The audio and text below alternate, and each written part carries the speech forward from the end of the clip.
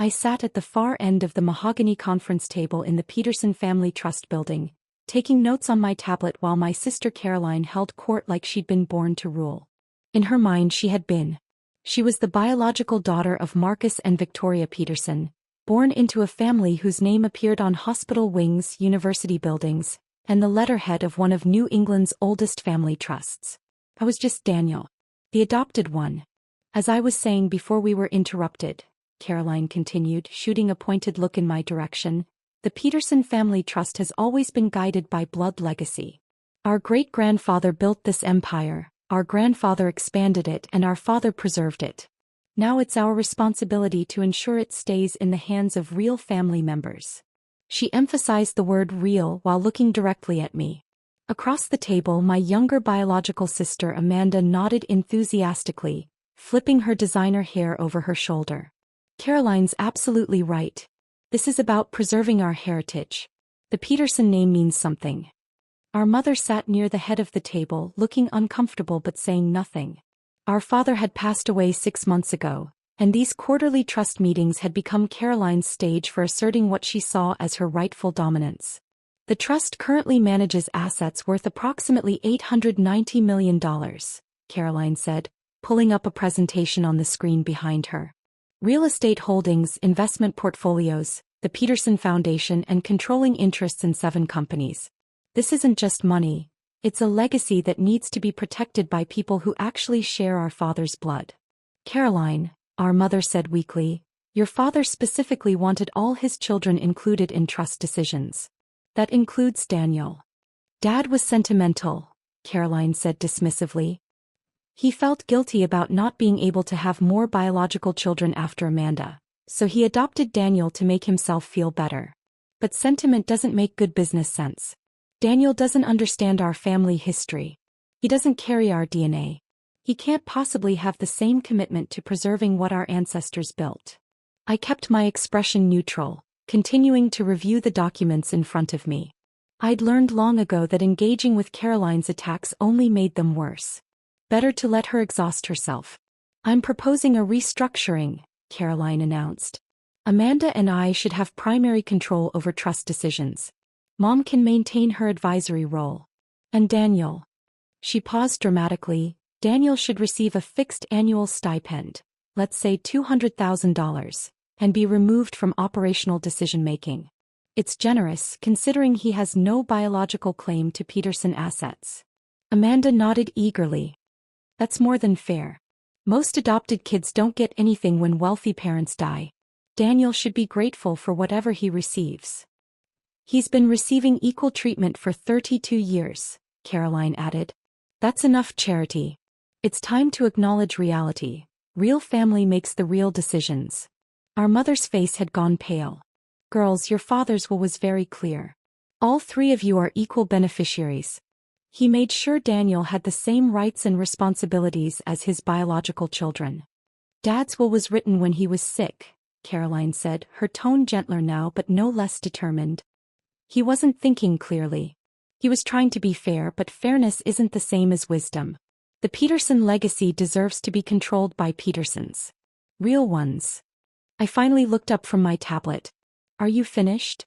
Caroline smirked. Getting defensive, Daniel? I'm not trying to hurt your feelings. I'm just being practical. You're a nice person. You've been a perfectly adequate brother. But you're not a Peterson, not really.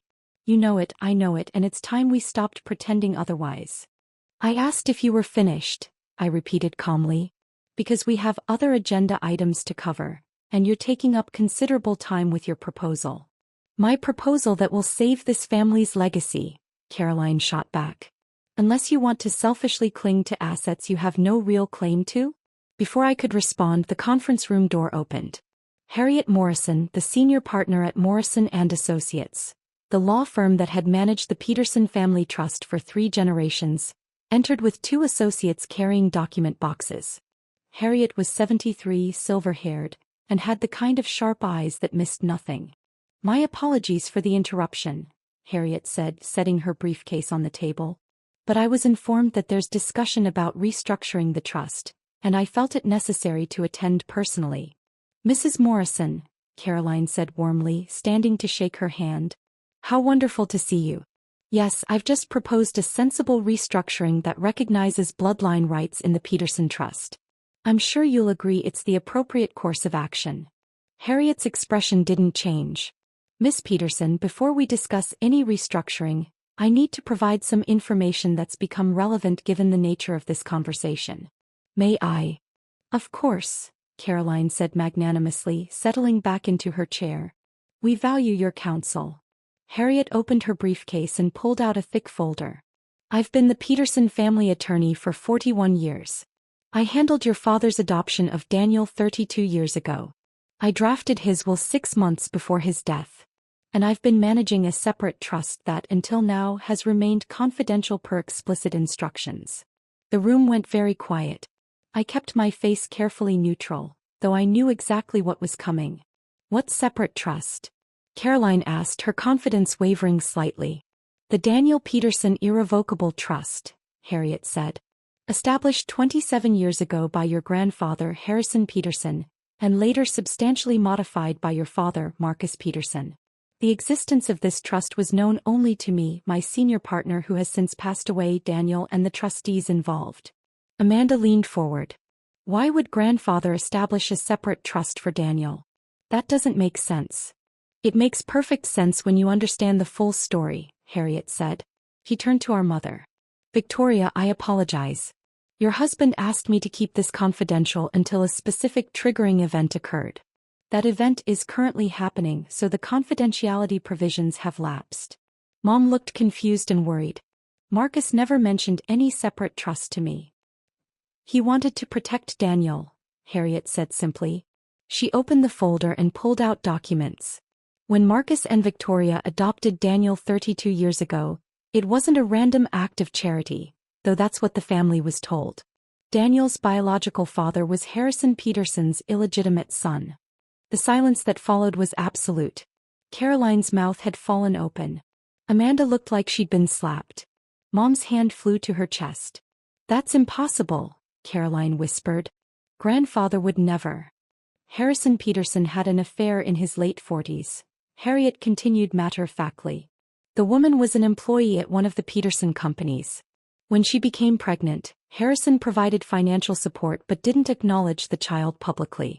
That child, Daniel's biological father Robert Chambers, grew up knowing who his father was but never claiming the Peterson name.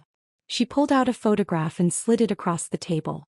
It showed a young man who bore a striking resemblance to the portraits of Harrison Peterson that hung in the Peterson mansion. Robert died in a car accident when Daniel was 3 years old. His mother, Daniel's biological grandmother, reached out to Harrison. She didn't want money, she wanted Daniel to have a chance at the family life Robert never had. So grandfather bought a kid to ease his conscience? Amanda said. No, Harriet said sharply. Harrison Peterson spent 2 years getting to know Daniel before approaching Marcus and Victoria about adoption. He saw intelligence, character, and potential. He also saw his own blood. Whether you want to acknowledge it or not, Daniel is Harrison's biological grandson just as much as the 3 of you are his grandchildren. Caroline was shaking her head. This is insane. If this were true, why wouldn't grandfather just say so? Why the secrecy? Because Harrison's wife, your grandmother Eleanor, was still alive, Harriet explained. She was already in poor health, and Harrison didn't want the revelation of his affair to hurt her in her final years. So he arranged for Marcus and Victoria to adopt Daniel as if he were an unrelated child. The secret would remain between Harrison, Marcus, and myself. Mom was crying now. Marcus never told me. In 32 years of marriage, he never told me. He was honoring his father's wishes, Harriet said gently.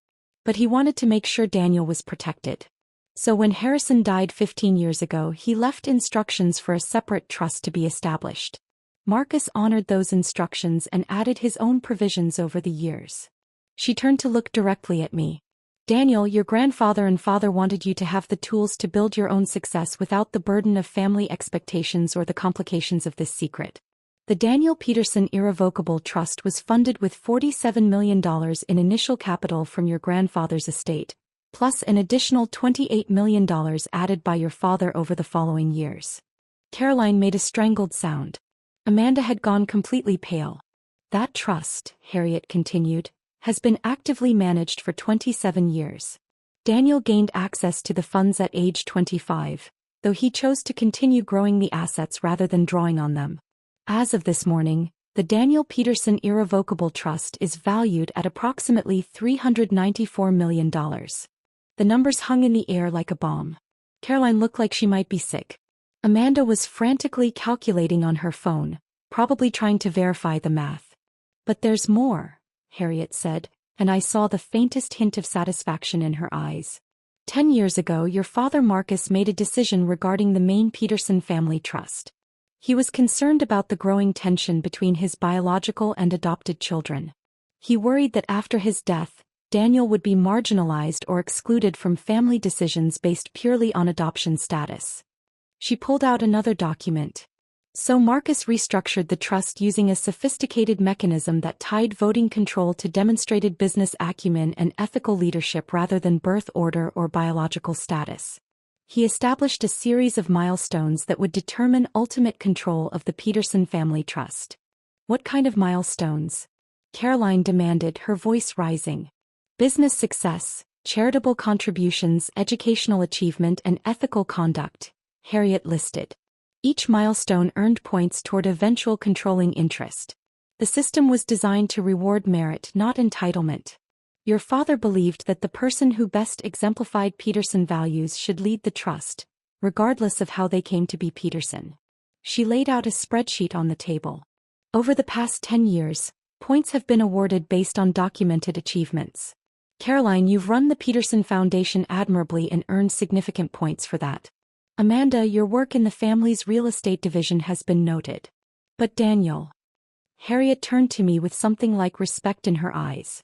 Daniel has been quietly building something extraordinary. Using his initial trust fund, he started an investment firm that has averaged 23% annual returns. He's endowed scholarships at 3 universities that have put over 200 students through school. He's purchased and renovated affordable housing units in 5 cities, providing quality homes for families that couldn't otherwise afford them. And he's done all of this without ever once mentioning the Peterson name or leveraging family connections. She pulled out another document. As of your father's death 6 months ago, the 10-year evaluation period ended. The points were tallied by an independent board of trustees. Daniel earned 847 points. Caroline, you earned 312. Amanda, you earned 89. That's not possible, Caroline said, but her voice was weak now. It's documented and verified, Harriet said. Your father's restructured trust automatically transferred controlling interest to the highest-scoring beneficiary upon his death. There was a 6-month confidentiality period to allow for estate settlement. That period ended yesterday. She looked directly at Caroline. Ma'am, your brother doesn't just have an equal share in the Peterson Family Trust.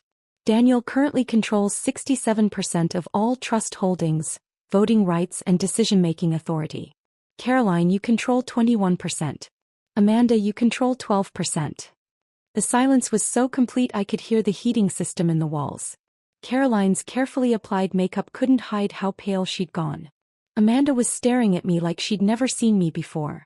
That means, Harriet continued relentlessly, that Daniel has final authority over all trust investments, distributions, foundation grants, and family business decisions. He can approve or reject any proposal. He can restructure trust allocations. And yes, he could, if he chose, reduce your roles to advisory positions with fixed annual stipends.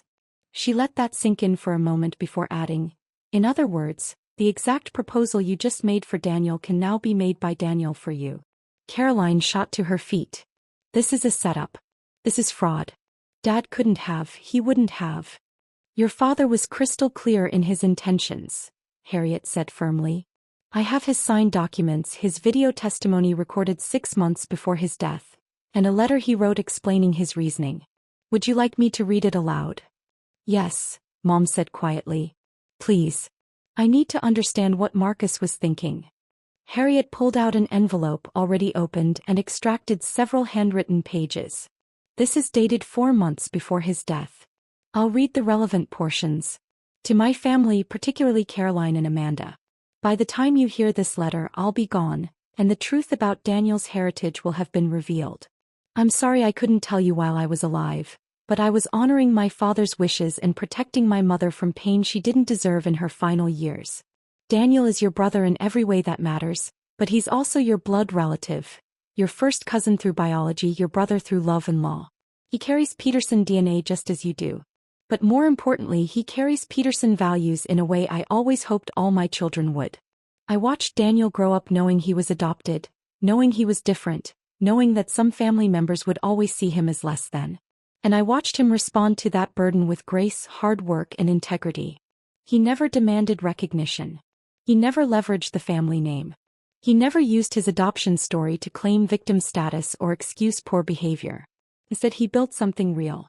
He created value. He helped people. He stayed humble when he had every right to be proud, and he stayed kind when others were cruel. Caroline, Amanda, I love you both desperately. But I've also watched you grow up with the entitlement that often comes with inherited wealth. You expect respect because of your name. You expect success because of your lineage. You make decisions based on what benefits you rather than what serves others. The Peterson Family Trust is not a birthright. It's a responsibility. It requires wisdom, ethics, and genuine care for the impact our wealth has on the world. I've structured control of the trust to go to the person who best demonstrates those qualities. If Daniel is reading this as the majority controller of the trust, it means he earned it through merit, not through manipulation or politics. And if you're reading this feeling angry or cheated, ask yourselves honestly, did you earn control? Did you demonstrate the values this family should represent? Or did you simply expect it because of your biology? I hope you'll work with Daniel, learn from him, and become the leaders our family needs. But if you can't do that, if you continue to see him as lesser because of his adoption, then you've learned nothing from the example I tried to set. The trust is now his to guide. Trust him. He's earned it. With all my love, Dad. The letter ended, and for a long moment no one spoke. Mom was crying silently, tears streaming down her face.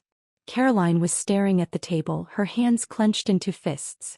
Amanda looked lost, like her entire worldview had just collapsed. I finally spoke, my voice calm and measured. I didn't know about the letter. Dad never told me what he'd written. But I knew about the milestone system. I knew what he was trying to do, create a way to ensure the trust went to whoever actually deserved it, regardless of biology. You should have told us, Caroline said, but the fire had gone out of her voice. Why? I asked genuinely. So you could game the system? So you could start doing charitable work not because you cared but because you wanted points? Dad designed it this way specifically so everyone would act according to their true character. And you did. We all did. I pulled out my own folder, one I'd brought knowing this moment would eventually come. For the record, I have no interest in removing either of you from the trust or reducing you to stipends. That was your proposal, not mine. But I am going to make some changes. Caroline looked up sharply. What kind of changes? First, the Peterson Foundation's annual budget is increasing from $12 million to $35 million. Caroline, you've done good work there, but you've been too conservative. We have the resources to make a bigger impact, and we should. I saw surprise flicker across Caroline's face. Second, I continued, Amanda, you're going to head a new division focused on affordable housing development. Not as a punishment but because you actually have good instincts for real estate. I want you to take what you know and apply it to projects that matter, not just projects that maximize profit. Amanda blinked. You're giving me more responsibility? I'm giving you purpose, I corrected. You're good at what you do. You've just been doing it for the wrong reasons. This is your chance to build something meaningful. I turned to Caroline. You told me to leave business to real family members. You said I didn't belong in these decisions because I was adopted. You've spent 32 years making sure I knew I was different, lesser, not truly Peterson. Her face flushed with shame. But here's what you didn't understand, I said. Being Peterson isn't about DNA. It's not about whose blood runs through your veins. It's about what you do with the opportunities you're given. It's about whether you use wealth to build or to dominate. Whether you see family as people to love or competitors to defeat. I stood up, gathering my documents. Grandpa Harrison gave me a gift when he made sure I was adopted into this family.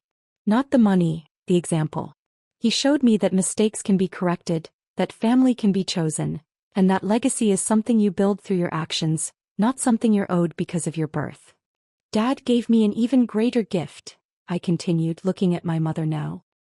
He gave me the tools to succeed and the space to figure out who I was without the burden of family expectations. He let me build my own foundation before revealing that I had a claim to his. Mom was nodding through her tears. He talked about you all the time. He was so proud of you, Daniel. He just wished he could tell you everything. He told me enough, I said. He told me through his actions what kind of man I should try to be. And that was worth more than any trust fund. I turned back to my sisters. So here's what's going to happen.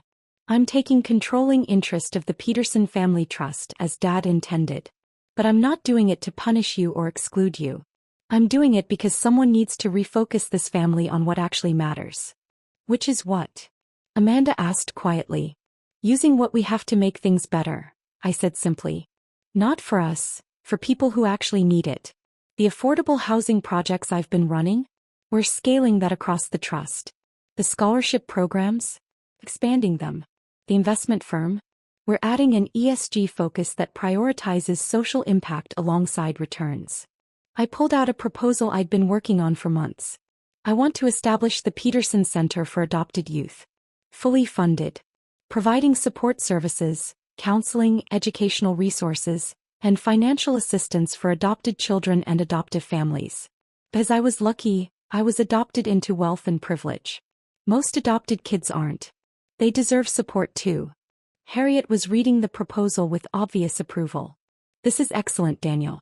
Comprehensive, thoughtful, and exactly the kind of initiative your father hoped to see. The center will be run by an independent board, I continued. But I want both of you involved in advisory roles. Caroline, your foundation experience is valuable. Amanda, your operational skills are needed. I'm not pushing you out. I'm asking you to be part of something bigger than ego or entitlement. Caroline's voice was small when she finally spoke. Why? After everything I've said today, everything I've done over the years, why would you want me involved? Because you're my sister, I said simply. Not adopted, not biological, just my sister. And because Dad believed in second chances. He gave one to his father when he helped cover up the affair. He gave one to me when he adopted me despite the complicated circumstances. I'm giving one to you. I sat back down looking at both of them directly. But understand this, the dynamic has changed. You don't get to question my place in this family anymore. You don't get to use adopted as an insult or a disqualification. And you don't get to coast on the Peterson name while contributing minimal effort to the Peterson legacy. If you want to be part of what we're building, you need to actually build. You need to show up, work hard, and care about impact over image. If you can do that, you'll have a meaningful role in the trust and the family. If you can't, then yes, we'll need to discuss a different arrangement. Amanda nodded slowly. I can do that. I want to do that. I'm sorry, Daniel. For all of it. You've always been a better Peterson than I have. Caroline was slower to respond, pride and shame warring on her face. Finally she spoke. I've been horrible to you. For years. Not just today, for years. And you're still offering me a chance to be part of this. Family isn't about keeping score, I said. It's about growing together. I'm not going to pretend the past didn't happen. But I'm also not going to let it define our future if you're willing to change. She nodded, tears finally breaking through her composed facade. I'll change. I'll do better. I promise. Harriet cleared her throat. If we're all in agreement, I'll need signatures on the official transfer documents. Daniel will assume controlling interest, with Caroline and Amanda maintaining their minority positions and new operational roles as outlined. The restructuring will be recorded and filed with the Trust's Oversight Board. As everyone signed the documents, Mom came around the table to hug me. I'm sorry, she whispered. I should have done more to stop Caroline's behavior over the years. I should have stood up for you more strongly. You did your best in a complicated situation, I said. And you loved me. That mattered more than anything else. She pulled back to look at me. Marcus would be so proud of you. He always was, but now, seeing what you've built, who you've become, he would be so proud. I hope so, I said. I tried to honor what he taught me. As the meeting concluded and people began to gather their things, Caroline approached me hesitantly. Daniel, can we talk? Privately. I nodded and we moved to a corner of the conference room. She fidgeted with her papers, clearly uncomfortable. I don't know how to apologize for 32 years of being terrible to you. I'm sorry, seems incredibly inadequate. It's a start, I said. I think I was threatened by you, she said slowly, like she was discovering the truth as she spoke it. You were smart and kind and you worked hard without needing recognition. And I knew deep down that you were a better person than I was. So I attacked the one thing you couldn't change, your adoption. I made you feel less than so I could feel superior. That's disgusting. It's human, I said. Not admirable but human. The question is whether you want to be better. I do, she said firmly. I really do. And I want to learn from you if you're willing to teach me. How did you stay kind when we were all so cruel? How did you keep working when you could have just given up and lived off your trust fund? Because Grandpa Harrison and Dad taught me something important, I said. They taught me that the circumstances of your birth don't define you, your choices do. I was born into tragedy, adopted into privilege and given every reason to either feel entitled or bitter. But they showed me a different path. They showed me that you honor family legacy by building on it, not by claiming it. I looked at her seriously. You have a choice now, Caroline. You can spend the rest of your life resenting that I ended up with control of the trust. Or you can use this as a turning point to become the leader Dad hoped you'd be. But that's your choice, not mine. She nodded slowly. I choose better. Starting now. As we rejoined the others, Harriet pulled me aside. Your father would be remarkably proud, Daniel. Not just of your business acumen or your control of the trust, but of your character in this moment. You had every right to be vindictive. Instead you were just. I had good teachers, I said. You did, she agreed. And now you'll be a teacher yourself. Your sisters are going to learn what real leadership looks like whether they want to or not. Over the next several weeks the changes took effect. The Peterson Center for Adopted Youth was established with an initial endowment of $75 million. The Affordable Housing Division launched with Amanda at the helm, and despite my initial concerns, she threw herself into the work with genuine enthusiasm. Caroline expanded the Peterson Foundation's reach, and I noticed her spending more time actually talking to the people the foundation served rather than just writing checks. The trust's investments were restructured to prioritize social impact alongside financial returns. We sold off several holdings in companies that didn't align with our values and reinvested in sustainable businesses, minority-owned firms, and innovative social enterprises. And slowly, painfully, my relationship with my sisters began to change. Caroline stopped making cutting remarks about my adoption. Amanda started asking my advice instead of dismissing it. We weren't close, not yet. But we were working towards something that resembled actual family. 6 months after that pivotal meeting, we held another quarterly trust review. The atmosphere was completely different. Caroline presented the foundation's expanded impact with genuine pride. Amanda showed affordable housing projects that would provide homes for 300 families. And I presented the trust's overall performance, 21% returns while maintaining ethical investment standards. At the end of the meeting, Caroline stood up. I have something to say. I've spent the last 6 months thinking about what happened, about what I said and what I learned. And I want everyone in this room to know something. She looked directly at me. Daniel Peterson is the best thing that ever happened to this family. Not because of his money or his business skills, though those are considerable. But because he showed us what Peterson values actually look like when they're lived rather than just claimed.